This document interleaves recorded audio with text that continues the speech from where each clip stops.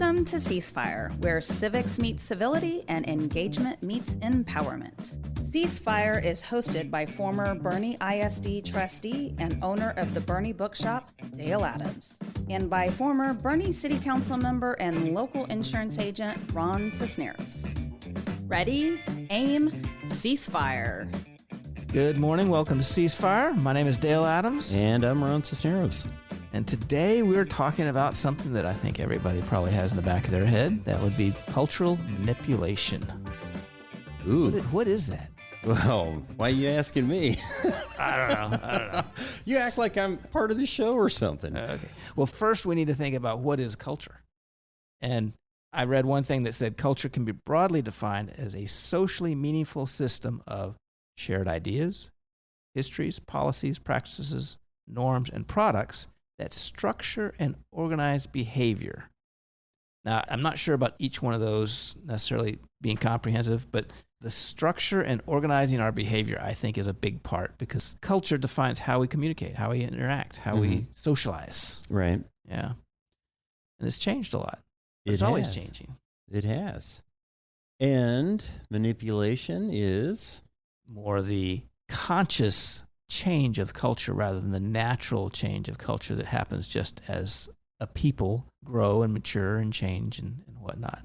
So, and I think an example of that would be Americans' perceptions of people living together out of wedlock, how that has changed over the last 200 years. Yes. Right. And some of those changes just happen gradually or organically, maybe through modern times, modern thinking, but other times there's intention behind it. Yeah, there are people that are playing at the heartstrings, getting you to feel a certain way. Yeah. And I think we've seen a lot of that recently. And I think the heart of this show today is to talk about that because it might be real easy, especially if you're, not to pick on anybody, but let's say that if you're leaning to the right politically, it might be real easy to point to the left right now and say, wow, look at what they've done to the colleges. Look at what they've done to the churches and in the schools. But the political right's doing the same thing in response. I think they came a little later to the game. Right.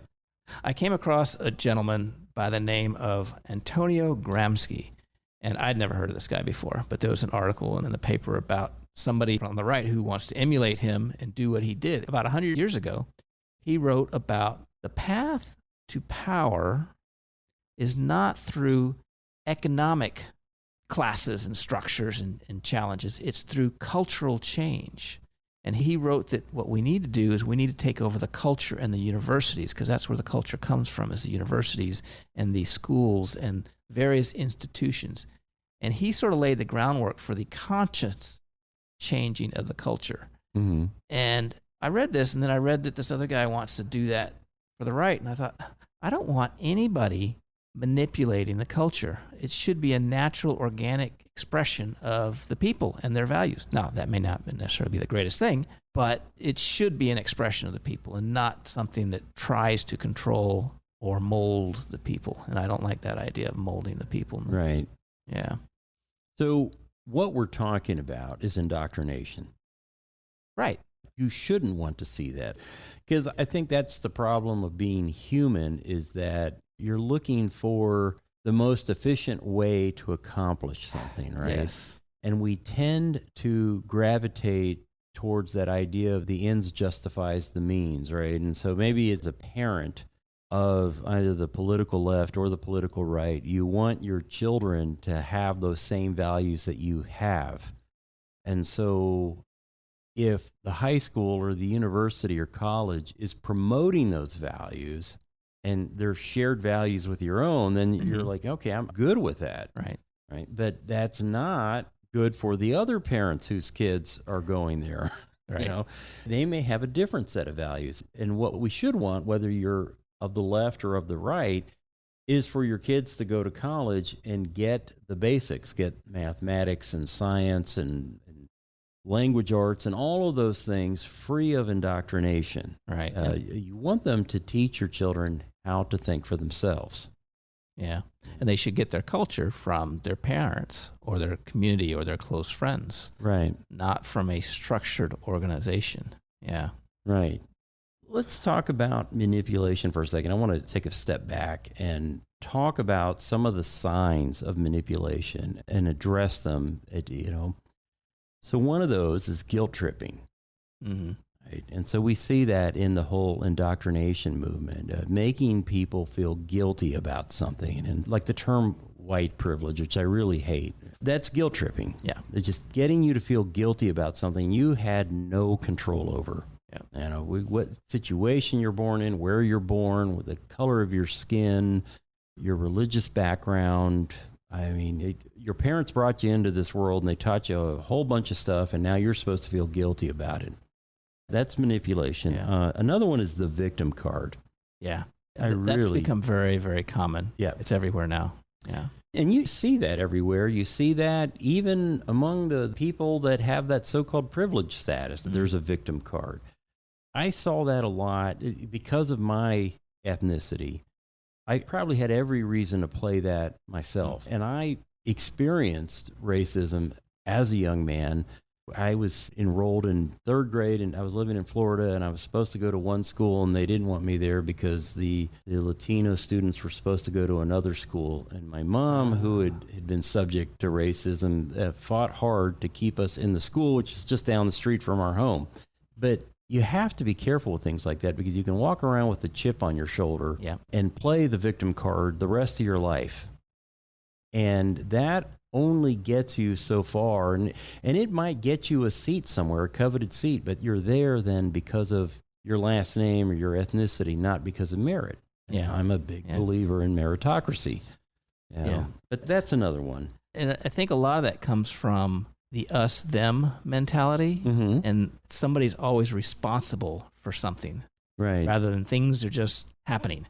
I find that as soon as you look at something with an us-them, then one of those two parties has to be dominant. Right. And once one of them's dominant, then the other one becomes the victim.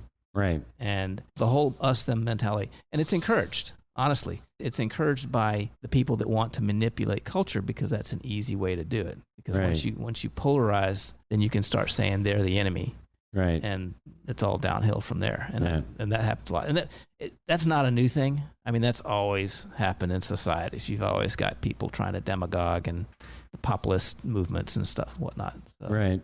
it's not unusual. So what's the cure then? The cure? Well, this is going to go back to a change in our culture that I think is sort of underlies a lot of things. I think we have moved culturally from a society that prioritizes achievement to a society that prioritizes entertainment. Mm-hmm. Everything today is about how you feel and how you are entertained, rather than what can you accomplish. And I think if you're talking about meritocracy is good for a society that is focused on achievement, because then you're doing something. But in our society, everything revolves around entertainment now. I think if you can move away from that, you can get back to the concept that it's what you do that matters, not how things are perceived. Because entertainment's always about perception. Right. And it always tends to stereotype situations and people and stuff like that. And so that's my solution to a lot of things, actually, is to move away from an entertainment-based society to an achievement-based society, or culture. Not necessarily society, because society is about all different interactions. But the culture, I would like to see it go back to more of an achievement-based culture. Well, we're going to take a quick break to pay some bills, and we'll be right back. Okay.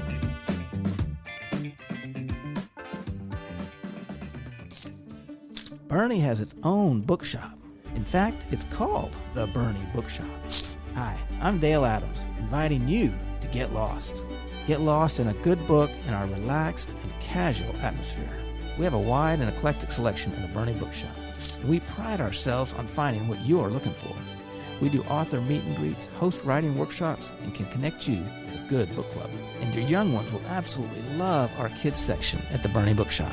And while we want you to get lost, we're easy to find, as we're in the heart of Boerne at the back of the Richter Tavern building. We are the Boerne Bookshop.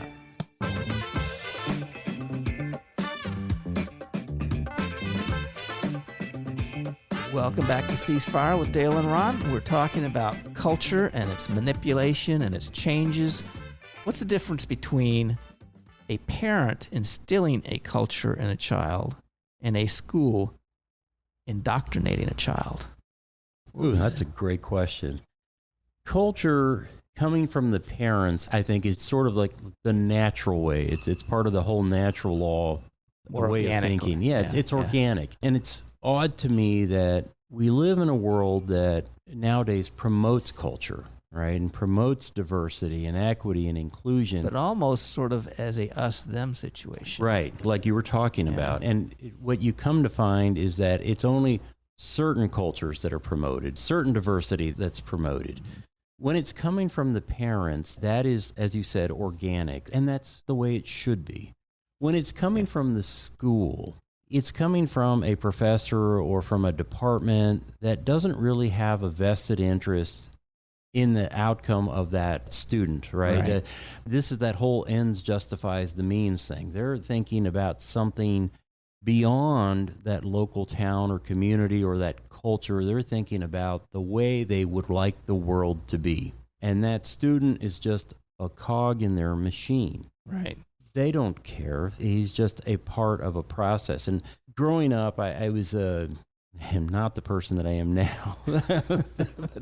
but I had I was a little more libertarian in my thinking, and like a lot of young men, caught up in reading things and listening to music that's sort of, like Rush, for example. You sort of think like, I really want to be a free thinker, and I don't want to be a cog in a machine. You get that message in a lot of rock and roll music. You get it from the Police and other bands, Then you come to find out that your heroes, they have a leaning that is not your own. And you're like, well, wait a second. You were singing about one thing, but you're really preaching something else, So that young man spirit that is still in me from time to time that makes me do dumb things like buy overpriced cars. I think back on that, and it's like, I don't want to be a cog in the machine. And I don't want my children to be either. I want them to have that ability to think freely. So I brought them up to believe in the things that I believe in and in that culture that I had. And, so I want them to understand that my mom was Cuban, and this is why we eat certain foods, and this is why we pray before we eat. This is why we believe what we believe. But at the same time, as they were in high school, I was willing to step back, too, and let them fall on their face. And that shocked a lot of my friends. But it's like, no, I think you learn a lot by tripping on your feet and having your nose bust on the concrete, And as a parent, that's really difficult to just step back and say, okay, I've got to let you make the same exact stupid mistakes that I made, and then dusting yourself off and looking at your parent. Look, I'm going to walk this back a second because I want to share something with you that's somewhat related. So I think I shared with you all a few weeks back that I went back to school to go get a degree in something that I wish I had done years ago. And my current GPA is 3.88 or something, a little over 3.88. And somebody asked me the other day, have you told your dad what your GPA is? And I'm like, no. No, I don't want him to know, because then he's going to ask me, what was I doing in the 90s? And I don't want to answer that question because it wasn't that high back then, But to tell him that means that I have to face him and say, man, you know what? You were right. You were trying to guide me. You were giving me some good ideas, and I didn't want to listen to him back then. And I wanted to do things the easy way. I wanted to do things contrary to the way that you taught me. And I see that now with my own children. It's like, that's not what I taught you. But it's really hard. They're adults Incredibly now. Hard. They file their own 1040s, right? It's like I've got to sit there and chew on my tongue and tell them. Let them lose that $100 on their taxes. Exactly. And that's really hard to do. And I think that's the difference. When a parent is teaching about culture, when they're teaching about values, that's different than when a college or university or a political party does it. It just popped in my head. A parent is teaching the child and guiding the child so that they can set them free to fly through life. The college professor, or whoever it happens to be, is teaching them and guiding them to bring them into a flock. Right. And so I think it's very different. That's a great way to put it. Goals going on there. And it takes an incredible amount of faith when you're bringing up a child you know you're not going to be able to be there all the time. Yeah. And so you're teaching all of these things and you're hoping one day it's going to take. And I'm sure my dad is sitting there praying every morning, gosh, I hope it takes. Still, he's 56 now. When's it going to take? But it takes just an enormous amount of faith. And I don't think that's something that the college professor has. I don't They don't think, need to, because they have them for a few years and they moved on. Yeah. That's not the priority. Yeah, like I said, they don't have a vested interest in Yeah. the outcome of that Right. student. Right. As Doesn't a parent, matter. you have them forever. You want to have them forever. Right. I looked up a few changes in our culture that I thought I'd throw out a little bit. TikTok has had a lot of influence, and one thing it's done apparently has accelerated the trend cycle. I've never been much into fads and whatnot, Mm-hmm. but apparently on TikTok, fads and trends come and go like in about 5 minutes. So everybody in the world does something for 3 minutes and then boom, they do something else. I don't know. I don't do that, but it's interesting. And it also changed the way people get famous. So, and then sort of almost goes back to the entertainment versus achievement thing. I think it used to be to get famous, even if it wasn't for the right reasons, you had to work at it. If you're an actor, you had to do a lot of shows and do a good job. If you were some other royalty, you had to get out there and do things. TikTok seems to be a flash in the pan. You can get out there and suddenly it goes viral because you danced with your cat or something, and it's just a little different change. Yeah. Some other changes in our culture is, you mentioned cohabitation, but there's definitely been a lot of changes in sexual norms and taboos and stuff. Right. The increased political polarization has been huge, and I think that comes from the effort to manipulate the culture. Right. And that ends up causing the polarization, which I sort of think is intentional.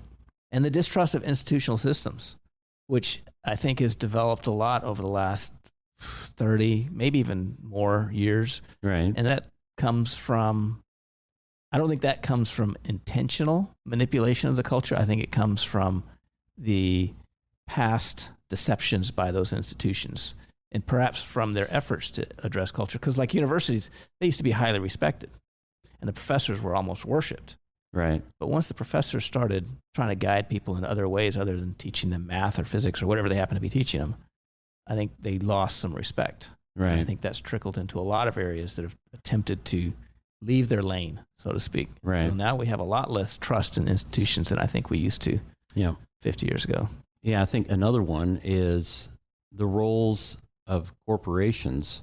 Because it used to be that I just wanted Budweiser to brew my beer. Actually, I want people to know right now, I don't drink any Bud products. Oh, no. I like craft beers, and I'm not trying to say that to be snooty, but I was using Budweiser as an example. Yeah, okay. Oh, you know what? Talk about cars. Adidas shoes. Oh, there we go. Yeah, Okay. yeah. I like Adidas, and I just want Adidas to make sneakers that I can wear, not make political statements or not tell me what I should believe about whatever issue is on their mind. And it seems so many people now, and this is a problem on the left and the right, it's like, oh, well, you believe that, I'm not going to buy your product. Yeah. I think that's been a big change. Yeah. People are expected to wear their politics on their sleeve, and companies have to broadcast whatever their politics happen to be. Right. And that's people leaving their lanes, or corporations leaving their lanes, rather. Right. That is a problem. There's a French sociologist, Émile Durkheim, wrote about the consequences of what he called anomie in society. Mm-hmm. And it's a strange word, anomie. It's not really defined, but it usually refers to normlessness, which is a situation in which societies and social groupings lack agreement on norms of behavior, resulting in a breakdown of structure and disagreement on values and guidelines for behavior. What that refers to is that there is fewer and fewer areas where people agree on what side of the road we drive on, or the popular shows. It used to be there were 10 shows a year, right? Mm-hmm. And that was it. And we all watched them.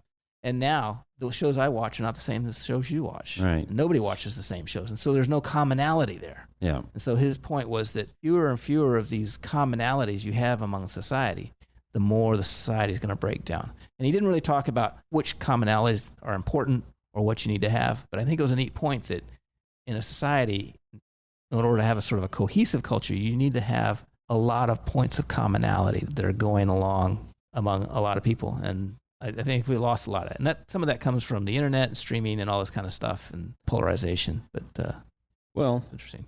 we could almost do an entire show on this. I've thought about this issue a lot. It's also the problem of too many choices. Oh, yeah. And we It's live in 7 a channels. country where we're blessed with so many choices. And on the surface, it sounds like a great thing. But let me tell you, when you go to a restaurant with a lot of choices, and it's like a fast casual place where you have to stand in line, and you get behind somebody who doesn't know what they want, you start thinking about moving to Russia and having fewer choices. You know, it's like, oh my gosh, pick something, you know, let's move this line. But yeah, TV is another great example. Music genres. I mean, oh my gosh, you know, in the 1950s, it was this new thing called rock and roll, country western, and you know, some jazz and classical music, right? And now we have subgenres of subgenres of genres. Hip hop has worked its way into country western, and it's like, oh my gosh, I think I'm going to throw up. Somebody put cottage cheese in my Jell-O, you know? It's just so many overwhelming choices, you know, and I think that affects those commonalities that you're talking about. You know, it makes it more difficult for us. Nobody's sitting around the television set anymore as a family watching one of 3 networks and having a fight about, is it CBS tonight or NBC? You know, I don't know how you fix that either, because I don't want to be the guy that proposes taking choices away. I mean, you can't do it. That's sort of an organic thing that's happened. We've just got a lot more. And I think what it comes down to is focusing on what we do have in common. And I think in America, one of our most common cultural heritages that defines us as American is individualism. That we were all here to achieve what we can achieve, whatever that may be, and whatever we want to pursue. That's what we're here for. And no other country really has that, not to the same extent. And if people learn that that is what it's about in America, and that's the culture, then I think people can understand, okay, all those other things, the tacos and pizzas and stuff, that's surface level culture, which is fine. But getting the commonality on that deeper culture, I think, will help people to understand that they do share a very common culture. Even people that move here recently, they come here because they are striving as individuals to achieve something in their lives. Sometimes I think the immigrants understand that better than people that have been born here. Right. You know, what we could do locally to make a change and create that commonality is promote the idea of one radio station. You can only listen to KBRN, right? And on Saturdays at 10:30, everybody needs to stop what they're doing and listen in to Ceasefire.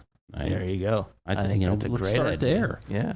You got a book recommendation for us this week, Dan? I do, and this is not so much a culture book, because there's a lot of culture books, but they tend to be negative. But this is a sort of a self-help book, but it's called The Let Them Theory, and it's pretty hot right now. And basically, it's about just let other people do what they want, and you do what you want. And for me, I think that's sort of a big part of my outlook on life is I'm not going to let other people dictate to me how to feel and how to think and what to do. I'm going to let them do what they want to do because I want them to pursue their lives, and I'm going to pursue my own. And the book is about that concept, freeing you to pursue your dreams and do what you want to do. But it's a neat book. It's really hot right now. We got it at the Boerne Bookshop. Got a bright green cover. All right. The Let Them Theory, yeah. Yeah. You know, there's down in the valley, I don't know if they do this anymore, but I used to go down there quite a bit. And there was always this little saying, when somebody would say something or do something and somebody would roll their eyes at it, they would say, let me. They would say it just like that. And it would drive me crazy. But yeah. I wonder if they got that title from there. You know, Maybe so. Maybe so. Anyway. Okay. Let me. Hey. Okay, well, thank you for listening to Ceasefire and us ruminate on our culture and trying to save it somehow.